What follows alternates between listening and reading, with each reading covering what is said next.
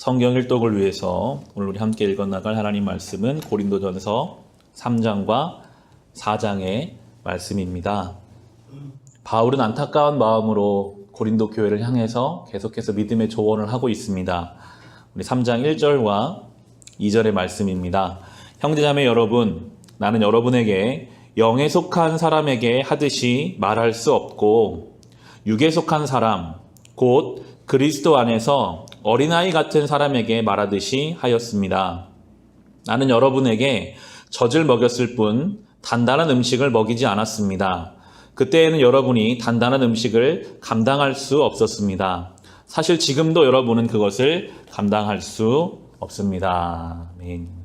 고린도 교회를 향해서 영에 속하지 못하고 육에 속해 있다. 그것은 영적인 어린아이 같은 상태이다.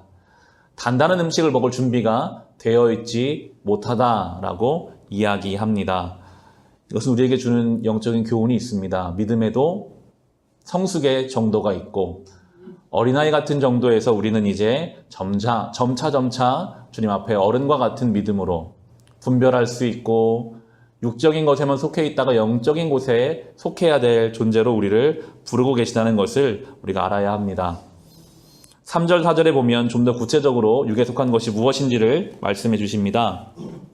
여러분은 아직도 육에 속한 사람들입니다. 여러분 가운데에서 시기와 싸움이 있으니 여러분은 육에 속한 사람이고 인간의 방식대로 살고 있는 것이 아닙니까? 어떤 사람은 나는 바울 편이다 하고 또 다른 사람은 나는 아볼로 편이다 한다니 여러분은 육에 속한 사람이 아니고 무엇이겠습니까? 하고 육에 속한 것이 무엇인지를 설명할 때 교회 안에서도 시기와 싸움이 있음을 지적하고 있습니다. 여전히 나를 인정해줬으면 좋겠는 마음이 큽니다. 나를 인정해주지 않으면 내가 바울 선생과 가까웠다라고 자기의 배경이나 자기의 뒤에 있는 어떤 것을 이야기해서라도 내가 인정받고 싶고 다른 사람들보다 나의 말이 나의 위치가 좀 더 위에 올라갔으면 좋겠는 이 마음들이 드러날 때 바울은 그것을 향해서 여전히 육에 속해 있다. 어린아이와 같다.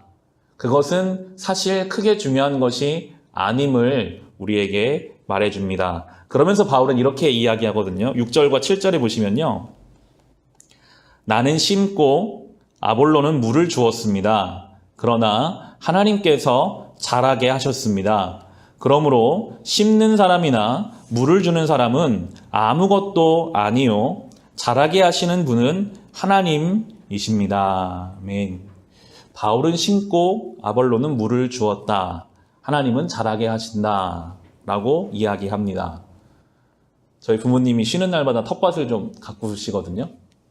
지난 주중에도 이제 통화를 하는데 열심히 고추 모종을 심었다. 하루 종일 이제 열심히 심었다. 물을 주었다라고 이야기하시면서 즐거워하시면서도 이제 피곤해 하시더라고요. 이제 밤새 알아야 된다고 열심히 했으니까 그런 얘기를 하시는데 작은 텃밭에 그냥 움직이지 않는 땅을 파고 거기에 그냥 고추 모종을 심는 것도 많은 수고가 들어요.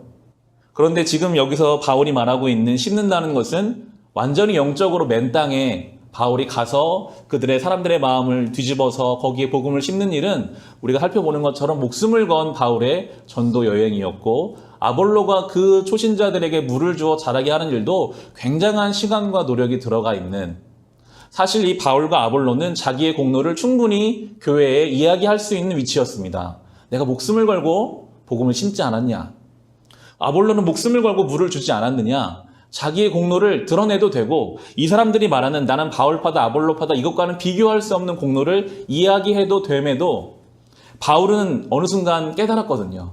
내가 심고 아볼로가 물을 준 것은 아무것도 아니고 하나님이 자라게 하셔야만 이것이 되는 것을 모든 삶의 섭리 가운데 물론 본인이 할 역할이 있지만 최선을 다해 심어야 하지만 그럼에도 하나님의 섭리가 없었다면 아무 일도 되지 않는 것을 깨닫는 것 이것이 영적으로 성숙하는 것이더라고요.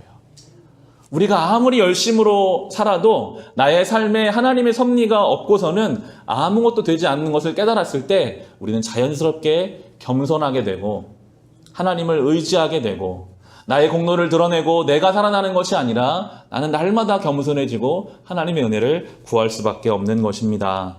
우리도 열심으로 우리의 삶을 살아야 합니다. 가정을 가꾸고 일상에서 할 일을 해야 하겠지만 잘하게 하시는 분은 하나님이십니다. 날마다 이것을 기억하고 주님께 의지하며 이 길을 가야 하겠습니다. 특별히 고린도서 3장은 참 중요한 성도의 정체성을 우리에게 말씀해 주시는데 16절과 17절입니다. 여러분은 하나님의 성전이며 하나님의 성령이 여러분 안에 거하신다는 것을 알지 못합니까? 누구든지 하나님의 성전을 파괴하면 하나님께서도 그 사람을 멸하실 것입니다. 하나님의 성전은 거룩합니다. 여러분은 하나님의 성전입니다. 아멘. 아주 중요한 성도의 정체성입니다. 우리를 하나님의 성전으로 부르고 계십니다. 성령이 내주하시는 나의 인생은 하나님의 성전입니다. 그래서 우리는 우리의 삶을 성전으로 가꾸어 가야 합니다. 토요일 새벽마다 같이 예배드리고 청소하는 시간이 참 즐겁고 좋더라고요. 20분, 30분 시간을 내서 함께 땀 흘리며 이 성전을 청소하는 일도 참 중요하지만 훨씬 더 중요한 일은 나의 인생을 성전으로 만들어가는 것, 우리의 가정을 성전으로 세워가는 것, 나의 일상을 성전으로 만들어가는 것입니다. 청소할 때 어떻게 청소하죠? 지저분한 거를 쓸어내요. 더러운 것을 닦아내요. 우리의 삶에 성전으로 하나님이 나를 삼으실 때 지저분한 게 있으면 닦아내야 됩니다. 더러운 게 있으면 치워내야 됩니다. 근데 이것은 날마다 해야 돼요. 조금만 있어도 먼지가 쌓이거든요. 조금만 있어도 때가 묻거든요. 날마다 우리의 가정 앞에 나의 인생에 성전답지 않은 것이 있다면 닦아내고 치워내고 그렇게 우리의 성전을 만들어가는 것으로 오늘 우리를 부르고 계십니다. 마지막으로 4장 1, 2절을 보시면 그런 우리에게 요구하시는 것이 있는데 4장 1절과 2절에 사람은 이와 같이 우리를 그리스도인의 일꾼이요 하나님의 비밀을 맡은 관리인으로 보아야 합니다. 이런 경우에 관리인에게 요구하는 것은 신실성입니다. 라고 말씀하시는데 이 2절은 개역성경에서는 그리고 맡은 자들에게 구할 것은 충성이니라 라고 번역되기도 합니다.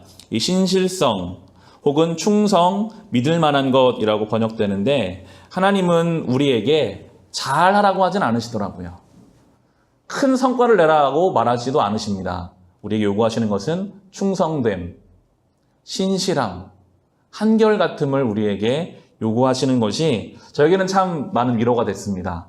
내가 잘하지 못하는 사람이라는 것은 주님이 알고 계시니 내가 할 수 있는 만큼 그 자리를 지키고 충성되게 신실하게 하는 것을 요구하시는구나. 그러면 잘하게 하시는 분은 하나님이시니까요.